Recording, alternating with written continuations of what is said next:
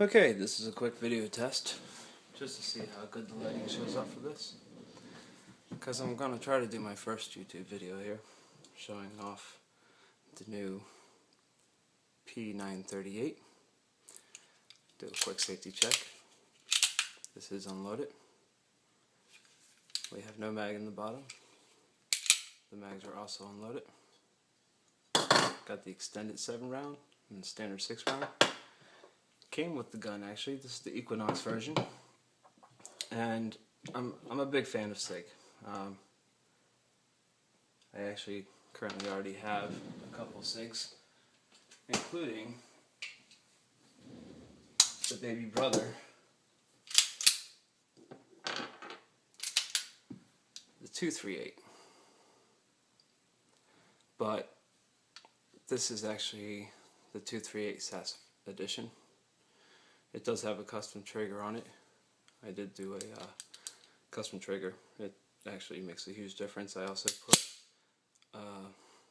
Mustang 20-pound government hammer spring on there as well to help lighten up the trigger. And it actually did make a difference. It took it down a couple pounds, which is nice. This gun, oh, and a little polish job there, of course. Thought it looked better. This gun that I also do have the extended mag for. I'll clear my mag. And I believe somewhere in the safe, there it is, I had the standard mag. Now the extended mag 7 round I had to purchase myself. The Equinox of the 938 actually came with both. So it actually cost a little bit more for this setup, not more than 40 days ago, compared to this setup 4 days ago. And I wish I could say I felt like I got a little gypped on this because of the cost of having to buy the mag extra, but this one hasn't disappointed me. It's had no problems. It's been flawless actually, except for the fact that the 380 ammo is a little bit more expensive, but if you look online, you can find it cheaper. There is certain places like Cabela's. I know I got Cabela's. I ordered Herder Select brass case, 50 rounds. I think I got them for $11.99 or $12.99 a box. They had a 4th of July weekend sale going on, $5 of shipping, anything over $100. Didn't cost me much in shipping at all. So I got plenty of rounds to play with this one. It's very accurate, even up to 50 feet. I can still do fairly good grouping on it considering the length of the barrel. This one, on the other hand, I wish I could say just as good things, but unfortunately I can't. I've ran about 400 rounds through it now, and it is going back to SIG tomorrow for multiple reasons at this point. But before I send it back, let's do a quick little review. The mags, of course, 9mm on the left, 380 on the right. 9mm is a little longer. The shells are the same diameter, so being that they are slightly longer, your mags are also going to be slightly longer as well, not by much. On the other hand, that does mean that your grip base is going to be wider on the new 938. It is also just about a ½ inch longer in total length of slide and barrel, and guide rod, and the frame also as well. Everything from the trigger guard back though seems to be such a perfect alignment. Even the beaver tails and the hammers line up. I've had both of these apart. They look like they're the same hammer. They look like they're the same slide release levers. They are the same torque screws for the grips. The screws are the same distance away from each other. These will fit on here, but because you have that wider handle, of course, the grips from the 238 will not fit properly, well, will not fit the width properly of the 938. there is some distinct differences that I've noticed after shooting them. One of the remaining plastic pieces on my 238, which I hope to be rectified soon, is just a standard kind of slotted and vertical, and on the front of the frame also just slotted vertical. And you really don't need anything extra for the grip on this though, because the recoil is so manageable on this little 380. It's unbelievable. Probably one of the best small pocket pistols I've ever shot, if you want to call it subcompact pistol, however you want to say it. On the 938, well, I believe the main housing here is still plastic, but it is a serrated pattern, so it helps manage some of that extra recoil that you expect from shooting a 9mm. Also in the front, a serrated pattern. The one thing I can say is I wish they didn't make it such a small fine cut for that serrated pattern, because it will chew your hands up eventually, or you'll build calluses, either way. But if you're gripping it tight enough, it will definitely chew your hand up when you pull that trigger. In fact, it'll print your fingers. Now, this is the same design that SIG used on their bigger guns.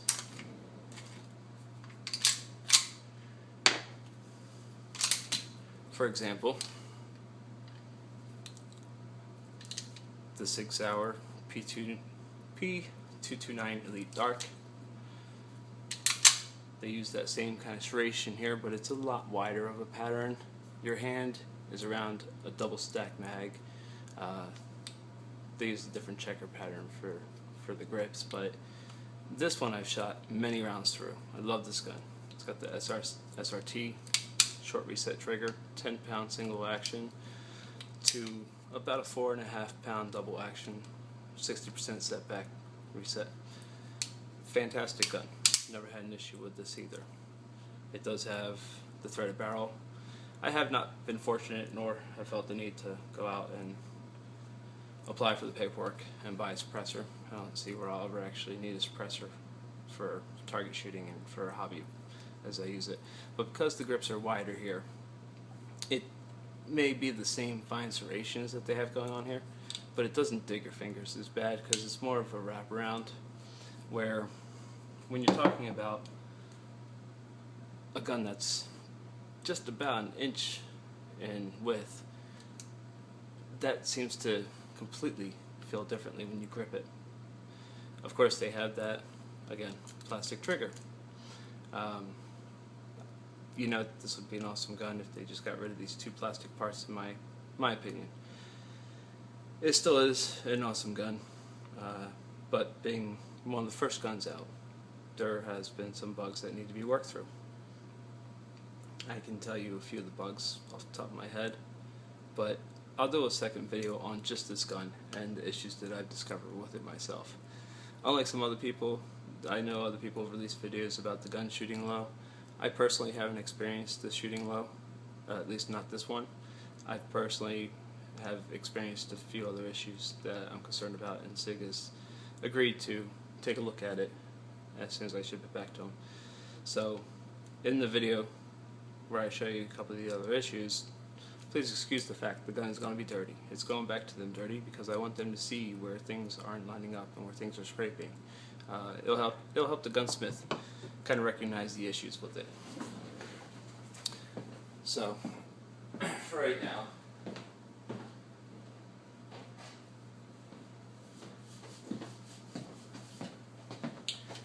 the comparison difference between the two pieces are very, very similar, almost identical. The holsters I choose don't actually interact with each other. I mean, yes, this one will fit in the holster for the 938, but it'll also slide out easily. The 938 will fit in the holster for the 238, but it does seem to be really, really tight. And because of the other holsters, I'd rather have separate holsters for them, so they actually kind of mold to each other. As far as the weight goes, we can bring a scale in here, and I can let you know. Let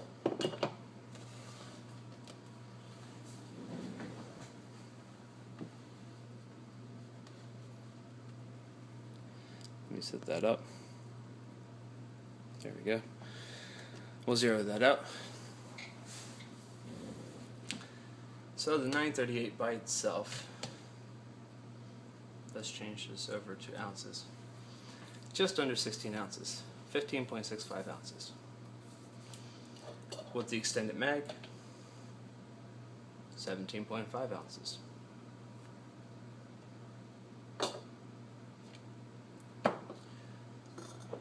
The 238, 13.75 ounces.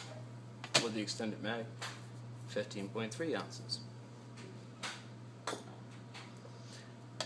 With the standard mag, 15 ounces even.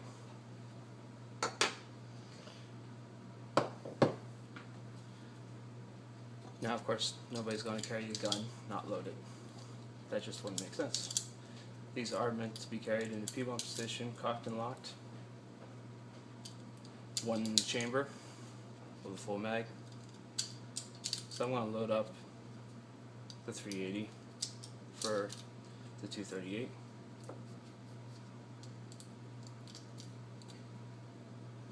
And these are Hornady. Is that what I put in there? Let me see which ones I put in there.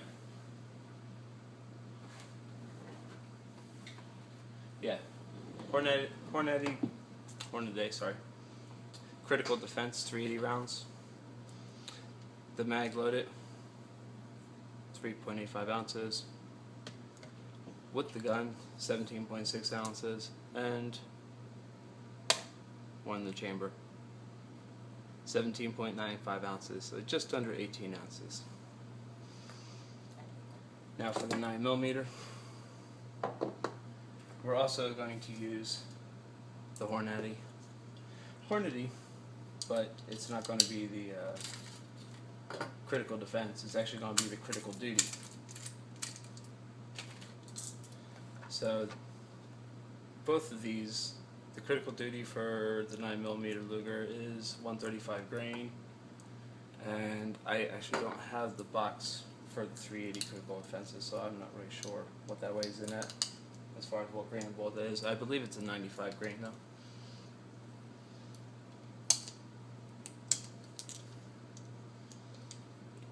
So while I'm loading up this mag, remember the gun by itself. Oh, and I didn't show the gun with the basic clip, so there you go. I forgot to show that one. That's empty. Now, with the extended 7-round clip, and one in the chamber. So we got 21 ounces versus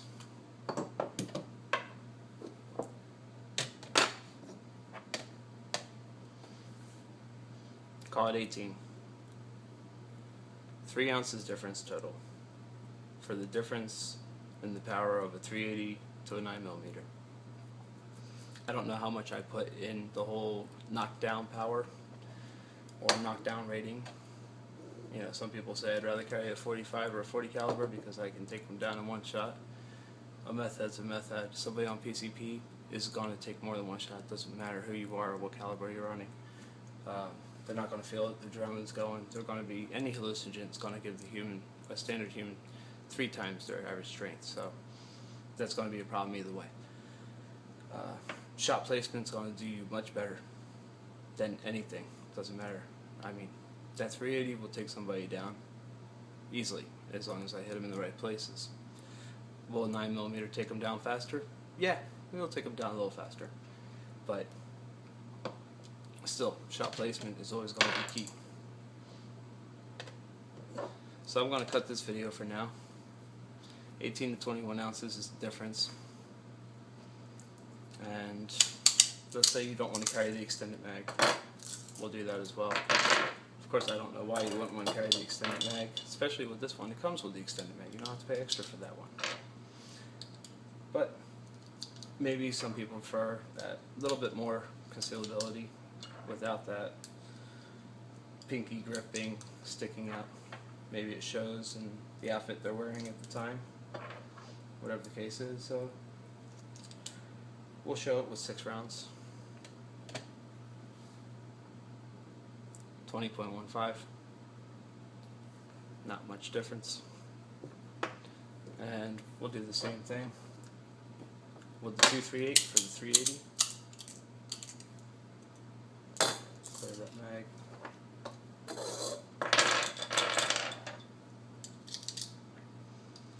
And we'll put 6 in the standard mag.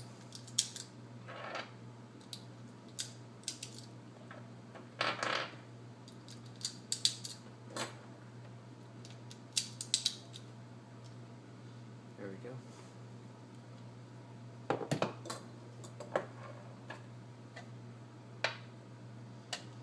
There's your standard 6 mag.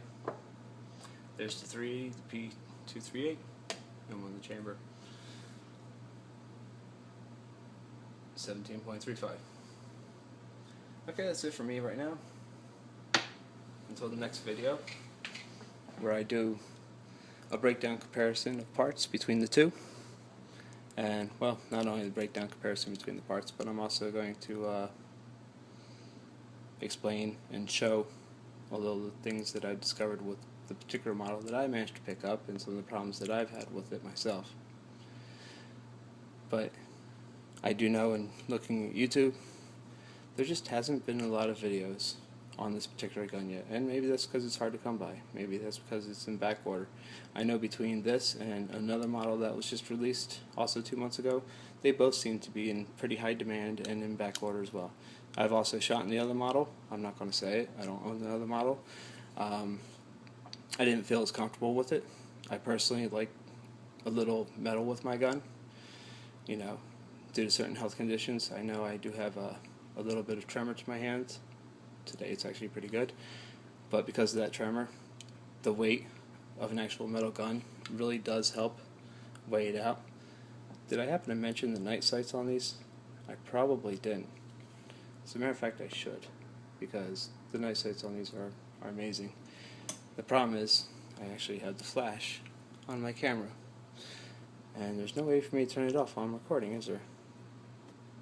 Nope. Anyway, both of these come with beautiful night sights. If anybody's ever seen the SIG night sights, they're both excellent. Whether it's 238 or the 938, both great night sights. So, that's it for me. Until the next one. Thanks for watching.